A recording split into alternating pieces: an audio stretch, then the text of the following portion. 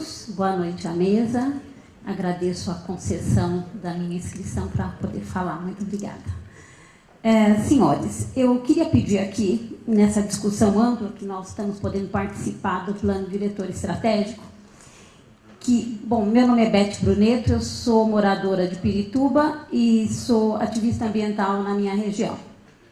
Quero pedir que Pirituba-Jaraguá seja incluída na área de proteção ambiental. Pirituba-Jaraguá, salvo engano, é a terceira maior região da capital coberta de vegetação. Nós ainda temos lá uma grande área de verde. E eu vejo isso como uma única forma de conter a especulação imobiliária predatória e implacável que está se dando na nossa região.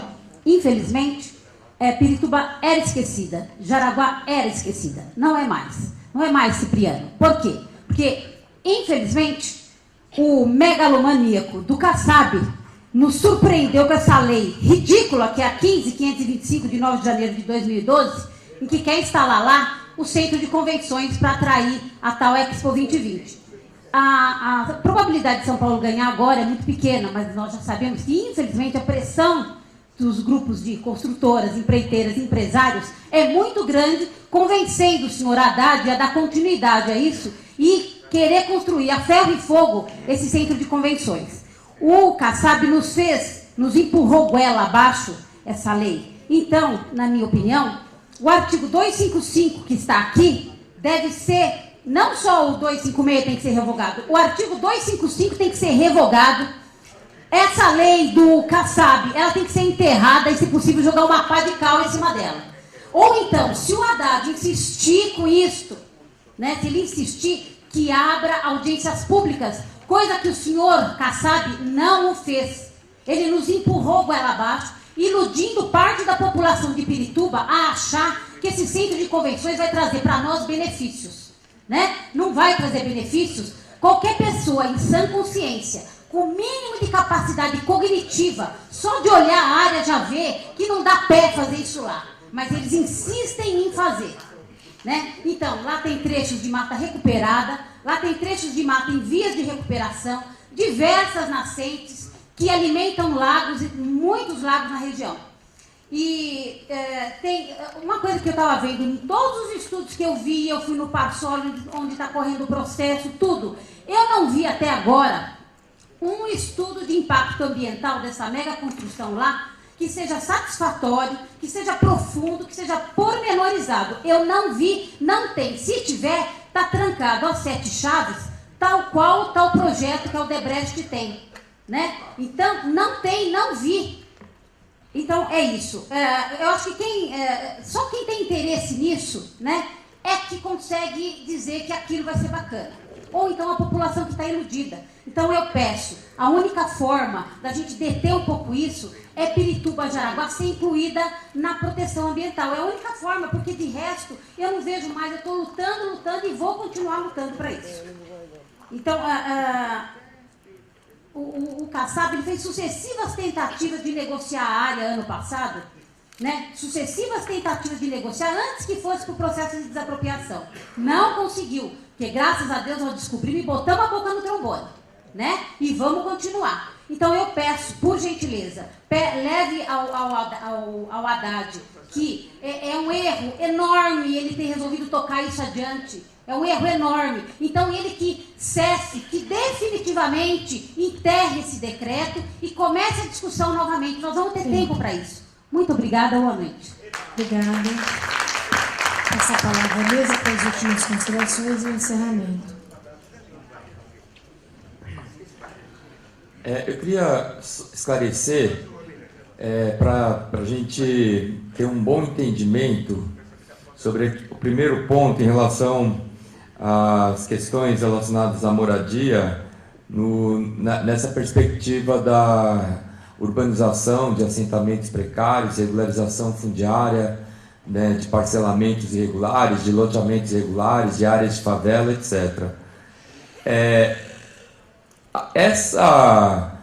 Esse esforço que a sociedade brasileira fez nos últimos 20 anos e que é o que a gente está recepcionando nessa minuta, de reconhecer essa cidade real, essa cidade periférica, cidade precária, cidade irregular, né? Reconhecer a existência dessa cidade onde vivem milhões, 4 milhões de pessoas, portanto, não é possível a gente simplesmente tirar essas pessoas desses bairros e trazer para o centro.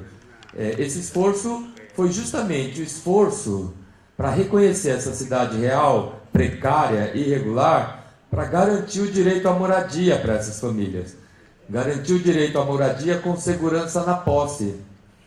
Não foi para garantir só o direito de propriedade, porque os instrumentos que se aplicam de regularização fundiária em áreas públicas e em áreas privadas são instrumentos que não querem só garantir o direito à propriedade, são instrumentos da concessão de direito real de uso, concessão de uso especial para fins de moradia, que o Tribunal de Justiça aqui de São Paulo recentemente reconheceu a aplicabilidade disso em áreas públicas, em assentamentos, né, regularização de assentamentos populares em áreas públicas, a legitimação de posse, a demarcação urbanística, que está na lei do Minha Casa Minha Vida, a uso capião especial urbana para regularizar assentamentos em áreas privadas, enfim.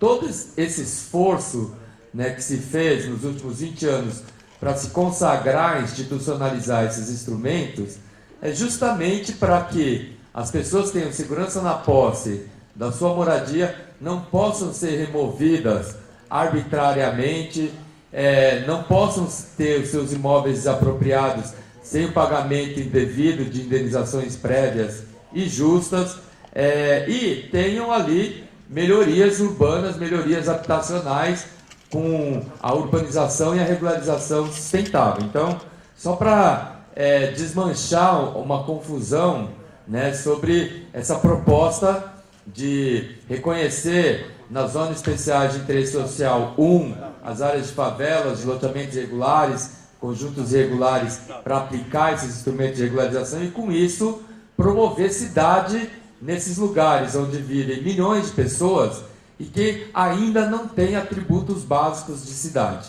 né, e de urbanidade. Então, toda essa proposta, que não é uma proposta nossa, mas isso é uma agenda da sociedade brasileira mobilizada em torno da reforma urbana e que institucionalizou muitos marcos jurídicos importantes e avançados, é o que a gente está recepcionando nessa minuta, né, com esses instrumentos de regularização fundiária e de urbanização de assentamentos.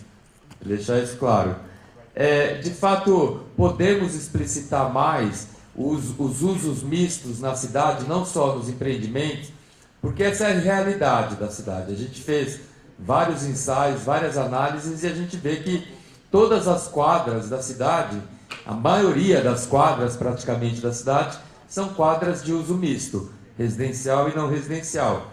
A gente quer promover isso, só que a lei de parcelamento, uso e ocupação do solo, né, a revisão da lei de zoneamento, ela precisa estabelecer regras para que essa convivência, essa relação de vizinhança entre usos residenciais e usos não residenciais, né, a moradia, o comércio, o serviço e até atividades de produção, para que isso se dê num espaço de uma maneira equilibrada e o menos conflituosa possível.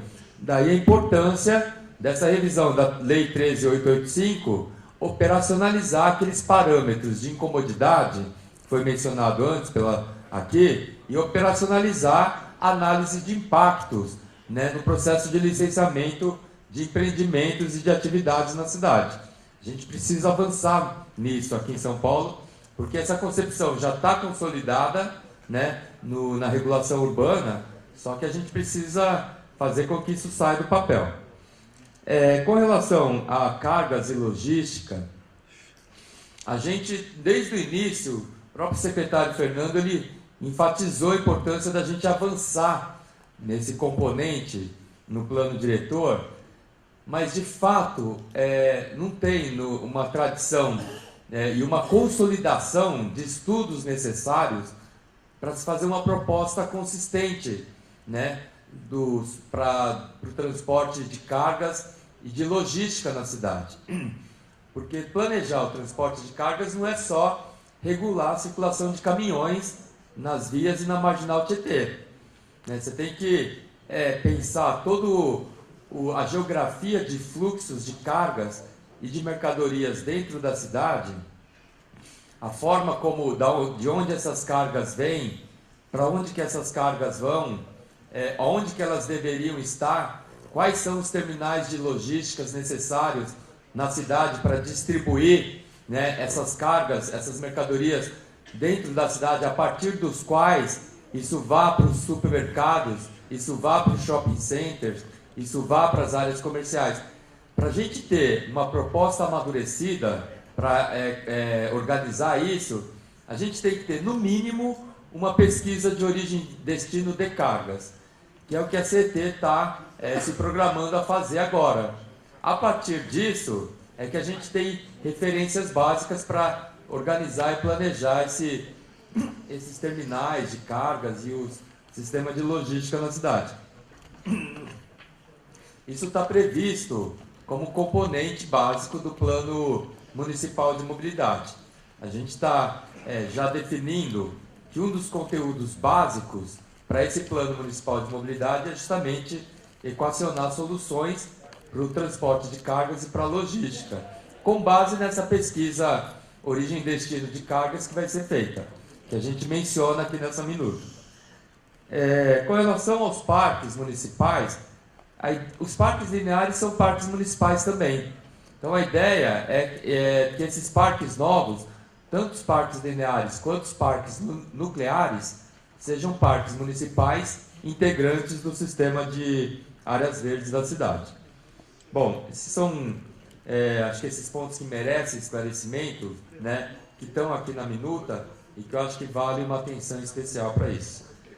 Para fechar, quero também agradecer a energia e toda essa disposição, porque essas contribuições que a gente está recebendo, a gente sabe que não são coisas tiradas da cartola, são coisas que amadurecidas, muitas vezes, discutidas em grupo. Então, isso é trabalho, né? Mas é um trabalho que as pessoas fazem e trazem até nós, e é um trabalho para a cidadania, né?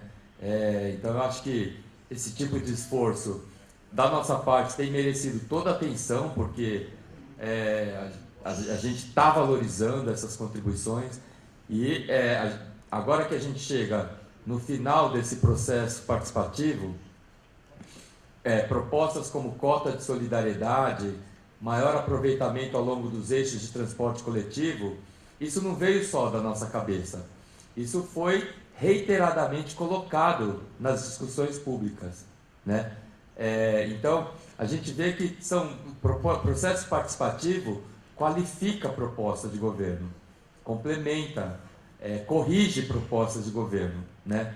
Então, muitas propostas aqui são propostas de correções, são propostas de complementações e aperfeiçoamentos, de propostas que a gente colocou aqui na minuta. Então, eu acho que tudo isso são contribuições que merecem toda a atenção. A gente vai dar toda a atenção necessária para analisar isso e avaliar a incorporação, né, na minuta e no plano diretor.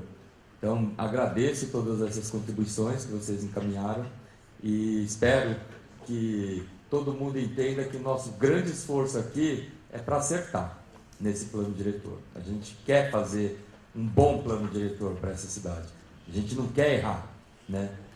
Com certeza a gente vai errar em alguns aspectos, mas a gente não quer errar feio. Então, essas contribuições são importantes para isso. Muito obrigado.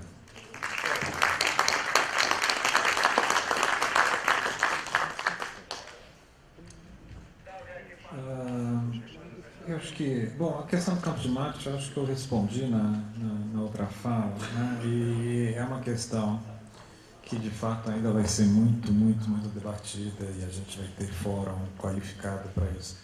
Em relação à questão de Perus e a questão dos eixos metropolitanos, eu acredito que o vereador Paulicinato tem razão ao apontar outros eixos, entre os quais o antigo eixo São Paulo-Jundiaí, né, o eixo, sobretudo o eixo ferroviário da Santos Jundiaí, assim como o eixo da Regis Raposo, assim como o eixo da Fernão Dias, que são algumas das grandes rodovias que adentram no território de São Paulo e, sem dúvida nenhuma, até por essa condição, seja de fronteira entre municípios, como é o caso da Fernão Dias, que divide Guarulhos e São Paulo, seja pela condição de rodovias, são e serão sempre eixos metropolitanos, né? A gente não consegue destituí-los disso.